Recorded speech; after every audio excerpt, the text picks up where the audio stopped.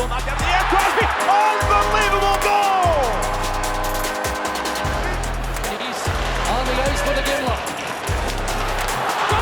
The golden goal! The next one, Creature, Sid the Kid. A true prodigy who was saddled with the loftiest of expectations from day one and somehow managed to exceed them. A model superstar whose greatness is immutable, whose resume is virtually unrivaled, and whose imprint on the game is everlasting. From Cole Harbour to Pittsburgh to the pantheon of NHL legends.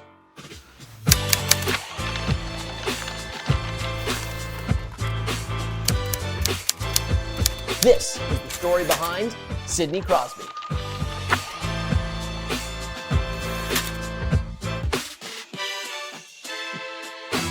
Sidney Patrick Crosby was born August 7, 1987 in Halifax, Nova Scotia, and he grew up just on the other side of the Bedford Basin, in the small suburb of Cole Harbour. Crosby's father, Troy, had been a pro hockey player himself, a goalie in fact, who won a President's Cup in 1985 and was even drafted by the Montreal Canadiens, and Sidney very much inherited his dad's passion for the game. The young Crosby first started playing hockey at the age of 2, and he was already skating by age 3. By the time he was 5, Crosby was dazzling on the ice, showing off skating and hockey ability that children that young simply don't have. As one of Crosby's amateur coaches put it years later, he just stuck out like a sore thumb. It was just amazing. I'd never seen anyone with that skill level at 5 years of age. It wasn't just hockey that he excelled at though. As far as toddlers go, Crosby was the epitome of a natural athlete, effortlessly excellent at everything he tried, from baseball to swimming. Once, the lifeguard at Crosby's YMCA preschool quipped to his mother that she'd never seen a 4-year-old with developed pecs before. It was hockey that consumed most of Crosby's focus though, and before long, his outsized gifts on the ice made him a local legend, a uniquely precocious talent, dominating against kids several years older than him, whose stardom in the NHL seemed preordained. By the age of 7, Crosby was already receiving local press coverage, and before he could drive, the young phenom was garnering national media attention. You don't dare take your eyes off Sidney Crosby when he's on the ice, because if you do, you might miss something like this. When 14-year-old Sidney Crosby is in grade 9 at a junior high school in suburban Halifax, he prefers to be known for his smarts. How good was he? One season coming up, Crosby scored, by his count, 159 goals. At the age of 14, Crosby put up 193 points in 74 games. Everyone in Nova Scotia knew he was special. Between his grace and speed on the ice, his scoring touch, his deft passing, and his uncanny vision and hockey sense, Crosby overflowed with talent. And his physical gifts were becoming more and more apparent too. Even as a teenager, Crosby's lower body strength was legendary and made it darn near impossible to knock him off the puck. Not everyone was thrilled, however, to be in the orbit of the so-called next Wayne Gretzky. Crosby was so good that opposing teams started targeting him, often resorting to blatant goonery to get him off his game. So too did opposing parents who couldn't bear to watch Crosby humiliate their sons.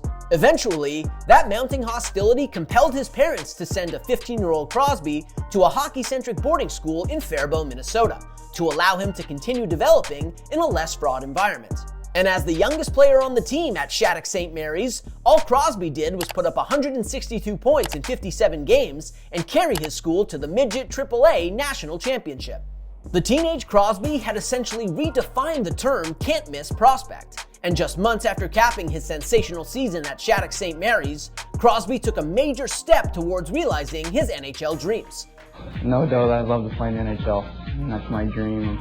I've been dreaming about that ever since I strapped on a pair of skates, so hopefully at the end of the road I'll be able to play in the NHL one day. Well, a major junior step, I should say. Rather than return for a second year in Faribault, Crosby instead declared for the QMJHL draft, following in his father's footsteps to test his mettle against the best amateur talent in Canada. The thing is though, Crosby was the best amateur player in Canada by a considerable margin. And almost immediately after the Rimouski Oceanics selected him first overall in the 2003 draft, Crosby made it clear that he needed better competition. It's the first home game of the season, and as expected, it's a full house. From near and far, they have traveled to welcome back Nova Scotia native Sidney Crosby as one of their own. In his first preseason game with Rimouski, Crosby recorded an astounding 8 points, a performance that inspired some of his teammates to start calling him Daryl, an homage to Daryl Sittler's iconic 10-point game. And that outburst proved a fitting start to an electrifying major junior career. As a 16-year-old, Crosby put up 135 points to become the first player in QMJHL history to take home the Rookie of the Year and MVP awards while leading the league in points. In fact, he was named the top player in all of Major Junior, which also included the Ontario Hockey League and the Western Hockey League.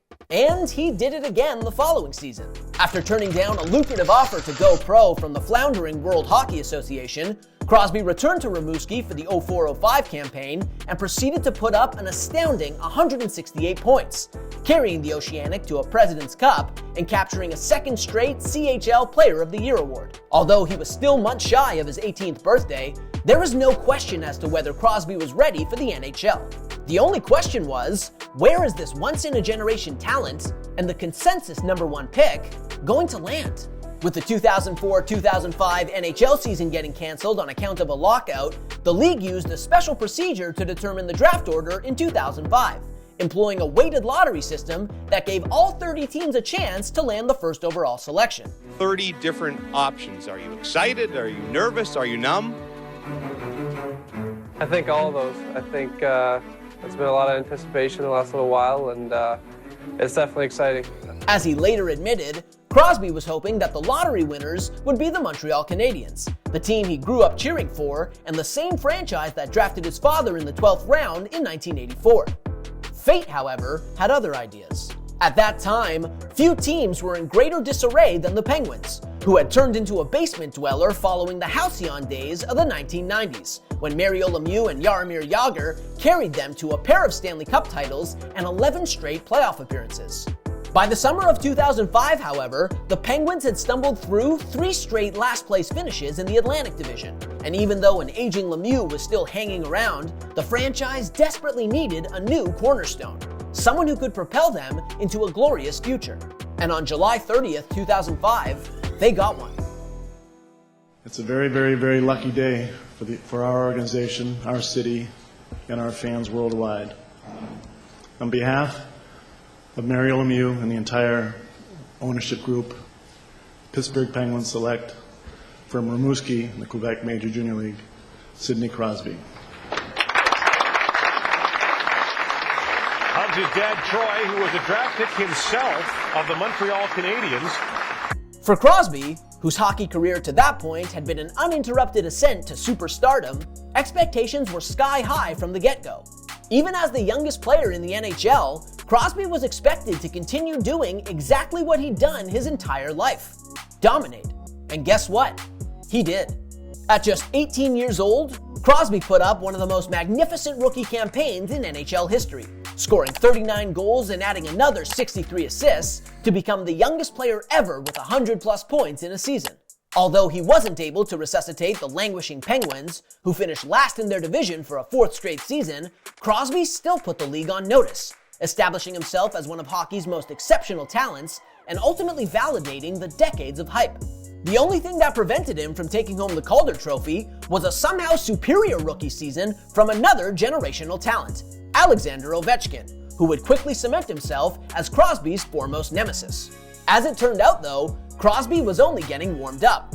As a sophomore, Crosby managed to get even better, leading the NHL with 120 points, en route to a laundry list of accolades, including the Hart Trophy for Most Valuable Player, the then-named Pearson Award for Most Outstanding Player, and his first All-Star nomination. No player younger than Crosby, by the way, had ever won the Pearson Award or been named to the NHL's first All-Star team, and the only player younger than Crosby to take home the Hart Trophy was, yep, you guessed it, Gretzky.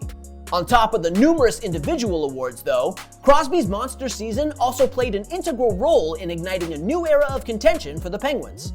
Crosby's brilliance, combined with the debut of a 20-year-old phenom named Evgeny Malkin and a breakout campaign from 22-year-old goaltender Marc-Andre Fleury, propelled Pittsburgh to 47 wins in 06-07 and their first playoff berth in more than a half-decade. Although they were bested in the first round, It was clear that the revamped Penguins were on the precipice of greatness, and with Crosby leading the way, the sky was the limit. Nobody was more aware of that than the Penguins, who not only made Crosby the youngest captain in NHL history following their resurgent 06-07 campaign, but shortly thereafter signed him to a 5-year contract extension worth $43.5 million. Needless to say, it was a good investment. In his first season as the Penguins captain, Crosby was as brilliant as ever, and while an ankle injury limited him to just 53 games, he amazingly still finished in the top 30 in the NHL in points. And critically, Crosby was back to full health in time for the playoffs, where he helped the Penguins bully their way to their first Stanley Cup Finals appearance since '92. Ultimately, despite a Herculean effort from Crosby, who scored a pair of goals and notched 4 assists while averaging almost 23 minutes of ice time per night, Pittsburgh was bested in 6 games by the Detroit Red Wings. But the Penguins and their transcendent captain would get their revenge. And fast. The following season, Crosby eclipsed the 100-point threshold for the 3rd time in his young career, finishing 3rd in the NHL in scoring to help the Penguins to a 3rd straight playoff berth. And as exceptional as he was during the regular season, he was arguably even more impressive throughout Pittsburgh's unforgettable postseason, a run highlighted by an epic second-round showdown against the Washington Capitals and Crosby's most famous rival, Ovechkin.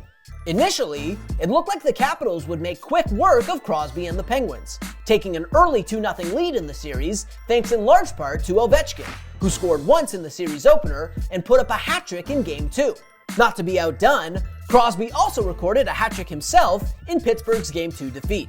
But the Penguins refused to lay down, winning 3 straight games, largely thanks to Crosby, to put themselves in the driver's seat. And after the Capitals took Game 6 to force a decisive Game 7, it was Crosby who put his team on his shoulders and practically willed them to a series victory, scoring a pair of goals and adding an assist in the series finale to keep Pittsburgh's season alive. To Ovechkin, he lost it and a breakaway coming to Crosby. Of all people, he is in and scores!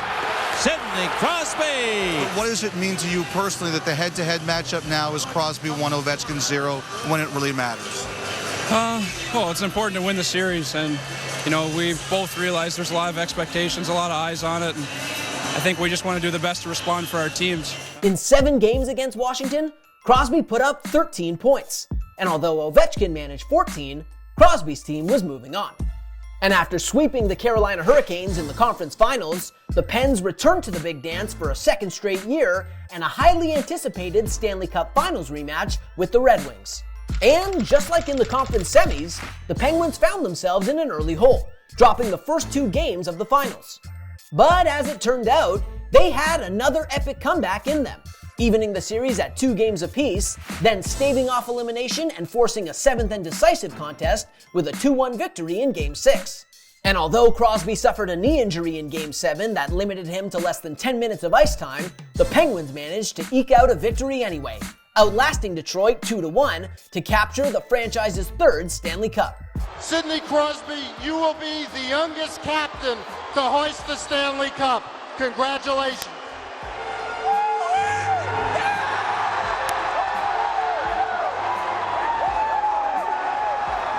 Not only was Crosby, by most every account, the best hockey player in the world, a true phenom on par with the likes of Gretzky, Lemieux, and Bobby Orr, but now he was a champion too. At just 21 years old, he had accomplished more than most players do in a lifetime. He had a Stanley Cup ring, a mantle full of prestigious awards, and a lucrative contract. He was essentially perfect.